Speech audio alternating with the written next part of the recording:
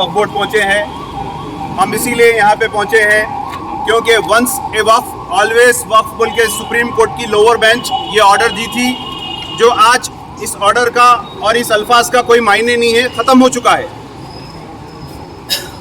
तेलंगाना में केसीआर साहब को मोहन भागवत से अगर कोई चेयर मिल सकती तो वो आज उसके हकदार है। और के चंद्रशेखर राव ने इस तमाम चीज़ की कॉन्स्पिरेंसी में नंबर 1 रोल अदा करा। मैं आपको डिटेल में बताऊंगा। पहले हाई कोर्ट में महाजिर साहब ये केस को जीते और उस टाइम पे अफजल बियाबानी खुसरो पाशाह यहाँ पे चेयरमैन थे। मजीद उसके बाद आपको वाजे कर दूँ, ये जो केस सुप्रीम कोर्ट में चला भाई, ये कोई एमएमसी से नहीं था, कोई लैंडको से नहीं था या कोई एमके वाले से नहीं था। ये तेलंगाना गवर्नमेंट और वक्फ बोर्ड के अंडर में था। वक्फ प्रॉपर्टी का कस्टोडियन वक्फ बोर्ड होता है और गार्डियन गवर्नमेंट होती है। तो ये पूरी कॉन्स्पिरेंसी ये है कि तेलंगाना के अगर चीफ मिनिस्टर केसीआर जैसा इन तेलंगाना फॉर्म होने से पहले बोले कि मैं तमाम हुसैन शाह वली और लैंडको की जागीर पर बैलों के साथ हल चलाऊंगा, 2 महीने में हासिल करके दूंगा। तमाम लोग इसको सुने। आज सुप्रीम कोर्ट का जो ऑर्डर आया है वो काम केसीआर ने किया है कि पूरे हिंदुस्तान की वफराजी वंस ए वक्फ ऑलवेज वक्फ नहीं रही। ये केसीआर का कारनामा है और ये खाकी चड्डी से भी ज्यादा खतरनाक कारनामा है। उसके बाद केसीआर साहब अगर अपने वादे पे रहते थे, एक अफिडेविट अगर केसीआर साहब दे रहे तो बराबर ये केस वक्फ बोर्ड के अंडर में आता था। मुहाजिरीन साहब सुप्रीम कोर्ट बोर्ड के पैनल के मेंबर थे, उनको निकाल दिया गया। जैसा हमारे उस्मान साहब बोले, आबिदी साहब, उनको निकाल दिया गया। डम्मी एडवोकेट्स को खड़ा कर और हुकूमत तेलंगाना की जानिब से, गौर फरमाइए भाई मेरी बात को, हुकूमत तेलंगाना की जानिब से एक से एक वकला लाखों करोड़ों रुपया देकर वक्फ बोर्ड के अगेंस्ट में खड़ा है। और मैं बता दूं आपको, वक्फ बोर्ड के तमाम मेंबर्स अपने अपने अहलियाओं के चूड़ियां पहन लो। आप हमारे उलमाए दीन जो वक्फ की जायदाद नहीं बचा सक रहे, जो मस्जिदें शहीद हुए तो आके नहीं खड़ सक रहे, वो असदुद्दीन ओवैसी की चाटोकारी कर रहे हैं। मैं खुला बोल रहा हूँ, इसीलिए बोल रहा हूँ कि मुसलमानों का हिंदुस्तान का सबसे बड़ा असासा चले गया और जो ऑर्डर सुप्रीम कोर्ट का लेके आए वो ऑर्डर पूरे इंडिया में इंप्लीमेंट होता है मेरे भाई। अब आप देखना, गटाला बेगमपेट हमारे हाथ से चले गई और चले जाएंगी इस ऑर्डर पर। इस ऑर्डर को समझना होगा हमको।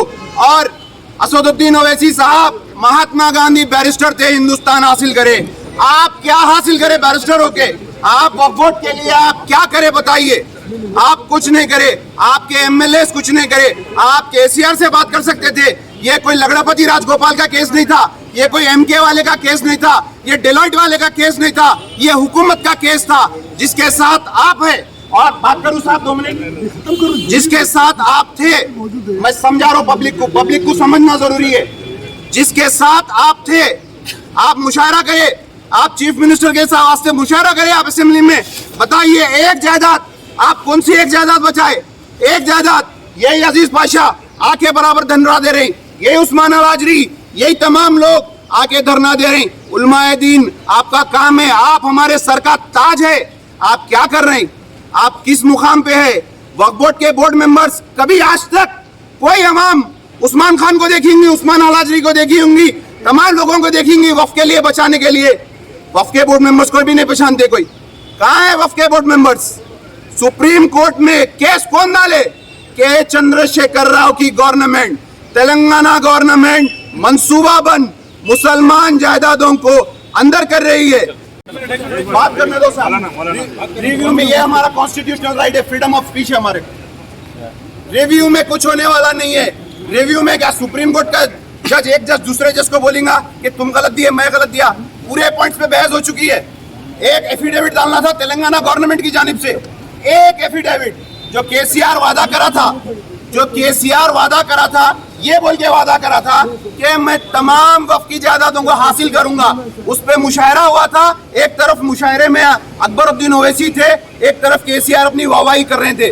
अवाम को समझना चाहिए, तमाम मजलिस के वो जो लोग अपनी जान देते हैं मजलिस के लिए, मैं उनसे हाथ जोड़ के रिक्वेस्ट कर रहा हूँ, जाइए पूछिए अकबरुद्दीन ओवैसी से कैसा लैंडको का केस हारे, कैसा हुसैन शाह वली की जागीर गई, कैसा वक्फ जायदाद लुट रही, कैसा बालापुर में प्लॉटिंग हो रही। अकबरुद्दीन ओवैसी सिर्फ घर के दीवान खाने में बैठ के बोल रहा कि बालापुर में कोई नहीं लेना हो कुतुबशाही टोम से, किसकी माजनी के प्रॉपर्टी खरीद सका। मेरे भाई समझिए, मसाजिद हिंदुस्तान में एक साथ 7 मसाजिद कहीं शहीद नहीं हुए, 7 मसाजिदें शहीद हो गई। हमको समझना चाहिए, आज हम वक्फ बोर्ड में आगे इसीलिए खड़े हैं कि हमको सीरियस होकर काम करना चाहिए। आज हमारे से बात करने यहाँ पे कोई नहीं आया है, अगर उनमें कम होता था तो आते थे।